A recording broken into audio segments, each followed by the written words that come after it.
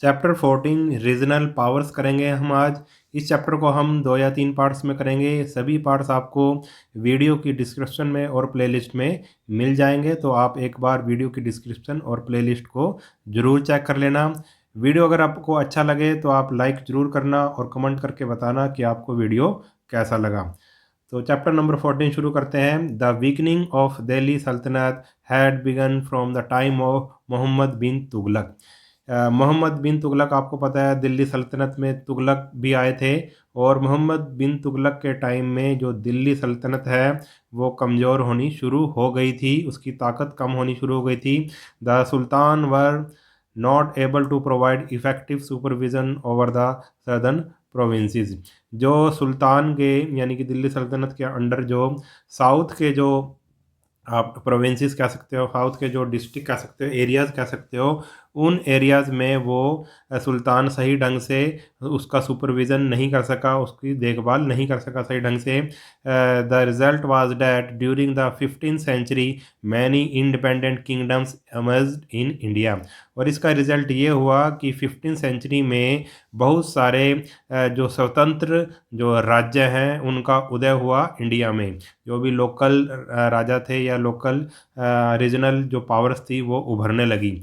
Foremost among them were Vijayanagar, Bahmani, Ahom, Mewar, Marwar and Kashmir. और उनमें से कुछ जो राज्य हैं उनका जिनका उदय हुआ इस टाइम 15th सेंचुरी में, वो हैं विजयनगर, बहमनी, अहोम, मेवाड़, मारवाड़ और कश्मीर। अब इन सभी राज्यों के बारे में हम डिटेल से पढ़ते हैं। सबसे पहले है Vijayanagara empire. Vijayanagara empire, Vijayanagara kingdom was founded by the two sons of Sangama, Harihara and Bukka. जो विजयनगर की किंगडम की जो शुरुआत है, स्थापना है, वो संगम के दो पुत्रों ने जिनका नाम हरिहर और बुक्का था, उन्होंने इसकी स्थापना की इन 1336 CE with the inspiration of their guru Vidyarnya. They established an independent Hindu state Vidyanagar और Vijayanagar on the bank of river Tungabhadra. जो उनका गुरु था, गुरु विद्यारण्य, उनकी जो इंस्पिरेशन से उन्होंने जो रिवर तुंगभद्रा के किनारे के पास विद्यानगर कह लो या विजयनगर कह लो, एक जो हिंदू स्टेट है, हिंदू राज्य की स्थापना की। It is now called Hampi. अब इसको क्या कहा जाता है? अगर आप जाओगे विजयनगर, ठीक है, तो अब विजयनगर का नाम क्या है? हम्पी है, ठीक है। Both brothers dominate the whole of Hoysal's territories with the assistance of their three brothers. अब both the brother dominate the whole of Hoysal's territory. जो both जो दोनों भाई थे, उन दोनों ने एक तरह से जितनी भी आसपास का क्षेत्र था, होयसल टेरिटरीज थी, होयसलों का आसपास का क्षेत्र था, उस पे एक तरह से डोमिनेट किया। वो सबसे ज़्यादा पावरफुल बन गए, और उनका साथ उनके जो 3 और भाई थे उन्होंने भी दिया। बुक्का सक्सीडेड हिज ब्रदर हरियर इन 1356 CE। और जो हरियर के बाद, हरियर जब की डेथ होगी तो उसके बाद बुक्का उसका राजा बना 1356 में विजयनगर का। He ruled up to 1377 CE। उसने 1377 तक राज किया। During this period he expanded his hold further. और अपने इस समय में उसने अपना जो राज्य था उसको और ज़्यादा बढ़ाया, उसको अपने राज्य को और मजबूत किया। Devaraja one and Devaraj two was the famous ruler of Vijayanagar empire. ये दो राजा हुए हैं, देवराजा वन और देवराजा टू। ये विजयनगर अम्पायर के मशहूर फेमस राजा हुए हैं। Krishnadeva Raya was the last famous ruler of Vijayanagara empire. जो कृष्णदेव राय वो विजयनगर राज्य के लास्ट सबसे मशहूर राजा थे। He belong to Tuluva dynasty. वह तुलव डायनेस्टी से संबंध रखते थे। He was a great general and an able administrator. वो एक बड़े ही अच्छे सेना नायक या सेनापति और एक बहुत ही अच्छे प्रबंधक थे, राजकाज चलाने वाले थे। He his period is considered the best and the most prestigious period of Tughlaq dynasty. जो विजयनगर क्या बोलते हैं, कृष्णदेवराय थे, जो उनका जो समय है वो तुगलक डायनेस्टी का सबसे अच्छा और सबसे प्रतिष्ठित समय माना जाता है। He had a group of 8 celebrated intellectual known as Ashtadiggaja. उनके पास, उनके जो दरबार में 8 जो मशहूर बुद्धिजीवी थे यानी कि विद्वान लोग थे, और उनको अष्टदिग्गज के नाम से जाना जाता था। अब डू यू नो में देख लेते हैं। Krishnadeva Raya used to dress up as common man and roam around his kingdom at night to know the problem of his subject. जो कृष्णदेव राय जो विजयनगर के राजा थे, वो क्या करते थे, एक कॉमन मैन की तरह, एक आम आदमी की तरह कपड़े डालकर रात को वो अपने राज्य में घूमा करते थे, अपनी प्रजा की जो भी प्रॉब्लम्स है उनको देखने के लिए, उनको जानने के लिए वो क्या करते थे, एक आम आदमी की तरह कपड़े पहनकर अपने राज्य में घूमते थे। Tenali whose story children love to read and listen, was the chief minister of Krishnadev Rai। और तेनाली राम की आपने कहानियाँ देखी होंगी टीवी पे भी या सुनी भी होंगी। वो whose stories children love to read, जिनकी स्टोरीज बच्चे पढ़ना और सुनना पसंद करते हैं, वो तेनाली राम ही चीफ मिनिस्टर थे, मुख्य प्रधानमंत्री थे किसके, कृष्णदेव राय के। आगे है The rulers of Vijayanagar were mostly involved in battle with the Bahmani kingdom. अब जो विजयनगर के जो रूलर्स थे, शासक थे, उनका बहमनी यानी कि जो बहमनी एक राज्य और था, उनके साथ उनकी लड़ाई होती रहती थी। They were military stronger then बहमनीज। और विजयनगर सैनिक की दृष्टि से यानी सेना की दृष्टि से बहमनी से ज़्यादा मजबूत था।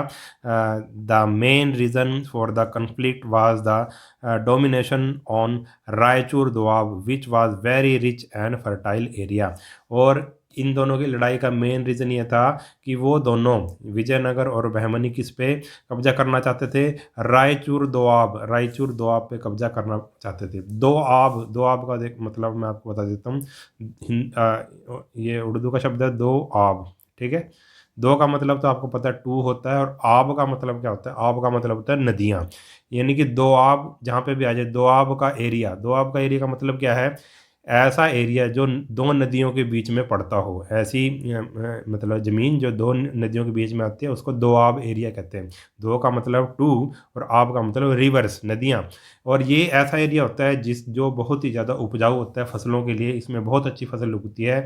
इसलिए ये दोनों जो बहमनी और विजयनगर के जो राजा थे, आपस में इसी क्षेत्र को, रायचूर का क्षेत्र पड़ता है, एक एरिया पड़ता है दोआब का क्षेत्र, उसको कब्जा करना चाहते थे, उसको डोमिनेट करना चाहते थे। इसलिए उन दोनों के बीच में युद्ध होता रहता था। Which was very rich and fertile area, जो बहुत ही रिच और फर्टाइल एरिया था, बहुत ही उपजाऊ एरिया था। Domingo Pace from Portugal, Abdul Razak from Persia, and other foreign visitors have written a lot in praise of the administration and flourishing trade of Vijayanagar। अब Domingo Paes जो पुर्तगाल से आए थे India में, और अब्दुल रज्जाक जो पर्शिया से आए थे, ये फॉरेन विजिटर्स थे, यात्री थे जो भारत घूमने आए थे उस टाइम, विजयनगर साउथ में आए थे। तो उन्होंने विजयनगर के बारे में बहुत ही प्रशंसा की है, वहाँ के राजकाज कैसे चलता था और वहाँ का जो व्यापार कितनी अच्छी तरह से चल रहा था, उन्होंने इस बात का जिक्र किया है। उसके बाद आ गया एडमिनिस्ट्रेशन। विजयनगर का एडमिनिस्ट्रेशन, राजकाज कैसे चलता था, इसके बारे में हम पढ़ते हैं। The head of the state was the king. जो पूरे उसका जो हेड था, मुखिया था, वो राजा था पूरे राज्य का। He ruled with the help of a council which included eminent nobles appointed by him। और वो he ruled with the help of council, वह एक काउंसिल की हेल्प से राज करता था, यानी कि एक मंत्रिमंडल टाइप था, ठीक है। और जिसमें कौन था भाई, उसने eminent nobles appointed by him, जिसमें मुख्य मुख्य जो रईस थे या जो ऐसे लोग थे जिनके पास पावर थी, उनको अपॉइंट किया हुआ था। The king was the chief of the administration, army and judiciary. जो राजा था वो सभी का चीफ था। किस किस का चीफ था? जितनी भी एडमिनिस्ट्रेशन है यानी कि राजकाज का जो भी काम करना है उसका भी चीफ था, आर्मी का भी चीफ था, और जुडिशरी यानी कि जो न्याय करता है उसका भी राजा चीफ था, यानी कि अंतिम फैसला राजा का ही हुआ करता था। The council could advise the king but the king was not bound to act upon it। जो काउंसिल बना रखी थी राजा ने वो राजा को एडवाइज कर सकती थी, सलाह दे सकती थी, मगर राजा की मर्जी थी कि उस सलाह को माने या ना माने। The coin of that period indicate that the king followed Vaishnavism. और उस समय के सिक्के देखकर ये पता लगता है कि जो राजा था वो वैष्णव मत को मानता था, यानी कि भगवान विष्णु को वो मानता था। ये सिक्के दिखा रखे हैं उस टाइम जो सिक्के प्रचलित थे। अब डू यू नो में देख लेते हैं क्या दिया हुआ है। The empire was divided into provinces for efficient administration. जो पूरा अम्पायर था, पूरा राज्य था विजयनगर, उसको किस में बांट रखा था भाई? प्रोविंसेस में बांट रखा था ताकि सही ढंग से कामकाज हो सके, राजकाज हो सके। विजयनगर अंपायर की कुछ ये दे रखी है, कुछ टर्म्स दे रखी हैं, जैसे कि राज्यस, उसको प्रोविंसेस को राज्यस बोला जाता था, डिस्ट्रिक्ट को कोटम बोला जाता था उस टाइम, और ग्रुप ऑफ विलेजेस को क्या बोला जाता था? नाडु। और विलेज को बोला जाता था ग्राम। ठीक है, ग्रुप ऑफ विलेजेस, गांव का बहुत सारे गांव हैं उसके ग्रुप को क्या बोला जाता है? नाडु। जैसे आपने सुना होगा तमिलनाडु, ठीक है, जहाँ पे तमिल लोग रहते हैं उनका गांव का आप कह सकते हैं ग्रुप ऑफ विलेजेस। तो नाडु का मतलब ग्रुप ऑफ विलेजेस, और विलेज को क्या बोलते थे भाई? ग्राम बोलते थे। आगे है Vaishnavism was the main religion of the people also. और लोगों का भी जो मेन आप कह सकते हैं रिलीजन, धर्म था, वो वैष्णविज्म ही था, यानी कि भगवान विष्णु को वो मानते थे, उनकी पूजा करते थे। There was a well organised revenue system and land revenue was the main source of the state income along with custom duty, grazing tax, marriage tax etcetera. और जो there was a well organised revenue system, और जो revenue system था वो बहुत ही सही ढंग से, रेवेन्यू का मतलब आप ये कह सकते हैं कि भाई राज काज चलाने के लिए जो भी पैसा इकट्ठा किया जाता था पब्लिक से टैक्स के द्वारा, उसी को रेवेन्यू कहते थे। और रेवेन्यू सिस्टम बहुत ही अच्छे ढंग से चल रहा था। और लैंड रेवेन्यू है जो, वो main source of state income था। राज्य की जो इनकम कहाँ से मिलती थी? वो लैंड रेवेन्यू से ही मिलती थी। जो ज़मीन का जो फसलें उगाते थे किसान, उसकी फसलों का कुछ हिस्सा लिया जाता था, उसी से मेन राज्य की जो मेन इनकम आती थी। उसके अलावा कस्टम ड्यूटी है, ग्रेजिंग टैक्स है। ग्रेजिंग टैक्स यानी कि जो भी पशु चरते थे उस इलाके पे जो टैक्स लगता था। इसके अलावा मैरिज टैक्स भी लिया जाता था। The motto of Vijayanagar king was protect the god, protect the good and punish the weak. और जो मोटो था विजयनगर राजा का, जो मेन उद्देश्य था वो ये था कि भी अच्छे को तो प्रोटेक्ट करो, अच्छे की रक्षा करो, और जो बुरा है उसको दंड दो। आगे है भाई सोसाइटी एंड कल्चर। सोसाइटी और कल्चर कैसा था? The society was mainly divided into three classes, the nobles and high officials, big traders and the middle class and the commoners. अब क्या है भाई, सोसाइटी मेन रूप से तीन चीज़ों में बटी हुई थी, तीन भागों में बटी हुई थी। सबसे ऊपर आ गया भाई nobles and high official. Nobles माने जो जिनके पास बहुत ज़्यादा पैसा था, अमीर लोग थे जो, जिनका बहुत ज़्यादा प्रभाव था। या फिर हाई ऑफिशियल, या फिर दरबार में जो लोग राजा के साथ काम करते थे, बड़े बड़े पदों पर थे, जो मंत्री महामंत्री वगैरह। उसके बाद क्या आ गया भाई? बिग ट्रेडर, बड़े बड़े व्यापारी आ गया, और मिडिल क्लास आ गया। ठीक है, दूसरा ग्रुप ये था, बड़े व्यापारी और मिडिल क्लास का। और तीसरा आप कह सकते हैं, जो तीसरा जो मेन था वो क्या थे भाई? कॉमनर। क्या थे भाई? आम लोग थे जो। ठीक है, तो पहले उसमें तो आ गया भाई सोसाइटी में नोबल और हाई हाई ऑफिशियल आ गए, दूसरे में बिग ट्रेडर और मिडिल क्लास, और तीसरे में क्या भाई? कॉमन पीपल आ गई। उसके बाद है भाई society was govern by the वर्ण सिस्टम। और सोसाइटी कैसे चलती थी भाई? वर्ण सिस्टम के द्वारा चलती थी, यानी कि सभी जो जितना भी सोसाइटी उसको जातियों में, वर्णों में बांटा गया था। ब्राह्मण इंजॉयड ए रिस्पेक्टेबल पोजीशन। जो ब्राह्मण जाति थी उनको बहुत ही रिस्पेक्टेबल पोजीशन मिली हुई थी। The women were respect in the society. जो औरतों की जो सोसाइटी में, समाज में रिस्पेक्ट की जाती थी। They were educated and well versed in Sanskrit and local languages.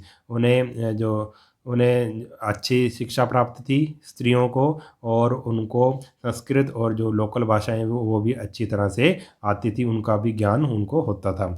They were also given training in dance and music, और उन्हें डांस और म्यूज़िक की भी ट्रेनिंग दी जाती थी। Polygamy existed among the rich but the common people had only one wife. जो polygamy, polygamy का मतलब है एक से ज़्यादा विवाह करना। जब एक पुरुष एक से ज़्यादा स्त्रियों से विवाह कर लेता है, 2 स्त्रियों से या 3 स्त्रियों से विवाह कर लेता है, तो उसको पॉलीगैमी कहते हैं। यानी एक से ज़्यादा विवाह, बहुविवाह जिसको बोलते हैं, एक से ज़्यादा विवाह करना पुरुषों के द्वारा, उसको पॉलीगैमी कहते हैं।